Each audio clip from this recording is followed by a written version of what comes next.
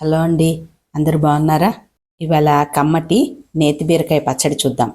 నేతి బీరలో నెయ్యి ఉండదు కానీ హెల్త్ బెనిఫిట్స్ అయితే బోలెడన్ని. ఎలా చేయాలో చూసేద్దాం రండి. ఈ నేతి బీరకాయలు కూడా మా ఫ్రెండ్ కొత్తగా ఫామ్ స్టార్ట్ చేశారు, అక్కడి నుంచి వచ్చినాయి.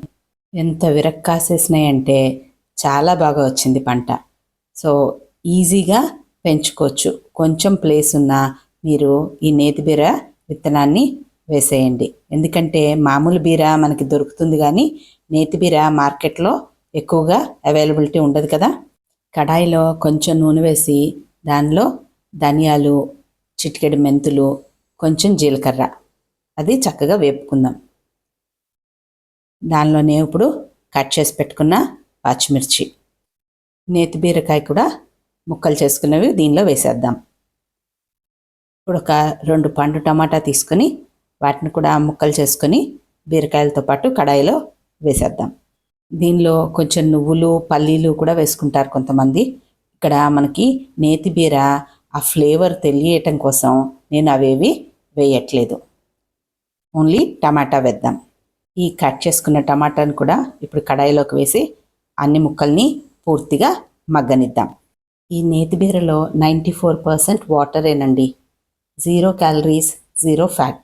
చాలా రేర్ కేసెస్లో కొంతమందికి ఇది పడకపోవటం జరుగుతుంది, వాళ్ళు చూసుకోవాల్సి ఉంటుంది. నేను కొంచెం కూడా వాటర్ వేయలేదు, ఫ్రెష్గా ఉండటం మూలంగా చాలా వాటర్ వచ్చింది.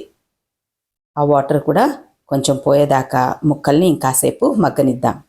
కాస్త చింతపండు కూడా వేసేసి ఒకసారి కలిపి మూత పెట్టేద్దాం. ముక్కలు పూర్తిగా మగ్గిపోయాయి, ఆ కాస్త వాటరు ఉండనిద్దాము. పచ్చడి గట్టిగా అవ్వకుండా మళ్ళీ వాటర్ పోసి రుబ్బకుండా మనకి సరిపోతుంది. ఇది పూర్తిగా ఆరేదాకా అలా ఉంచి ఆరిన తర్వాత ముక్కలన్నీ మిక్సీలోకి తీసుకుందాం.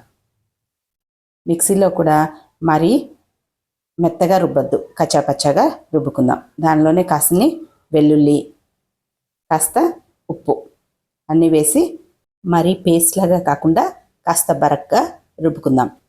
చక్కగా అన్ని తాలింపు గింజలు వేసి తాలింపు పెట్టుకుందాం. ఈ నేతి బీరలో ఎన్ని బెనిఫిట్స్ ఉన్నాయో తెలిస్తే మనం దీన్ని, ఈ వెజిటబుల్ని అస్సలు వదిలిపెట్టాం. ఇది స్కిన్ హెల్త్కి చాలా ఉపయోగపడుతుంది. నెక్స్ట్ అల్సర్స్ రాకుండాను వచ్చిన వాటిని క్యూర్ చేయడానికి కూడా చాలా ఉపయోగపడుతుందంట. గ్యాస్ట్రిక్ ఇరిటేషన్ని కూడా తగ్గిస్తుంది అని సైంటిఫిక్గా ప్రూవ్ చేశారు. సో ఈ వెజిటబుల్ని ఓన్లీ కార్తీక మాసంలోనే తినాలి అని పెద్దవారు అంటారు కదా, అలా కాకుండా ఎప్పుడు దొరికినా మనం చక్కగా పచ్చడి కానీ కూర కానీ చేసుకోవచ్చు. కూర కూడా బాగుంటుంది కానీ పచ్చడి చాలా రుచిగా ఉంటుంది. ఎన్నో ప్రయోజనాలున్న ఈ నేతి బీరని దొరికితే కనుక కంపల్సరీ మీరు ఇలాగా పిల్లలకి చేసి పెట్టండి. వేడివేడి అన్నంలో కొంచెం నెయ్యి, ఈ పచ్చడి వేసుకుంటే ఎంత బాగుంటుంది.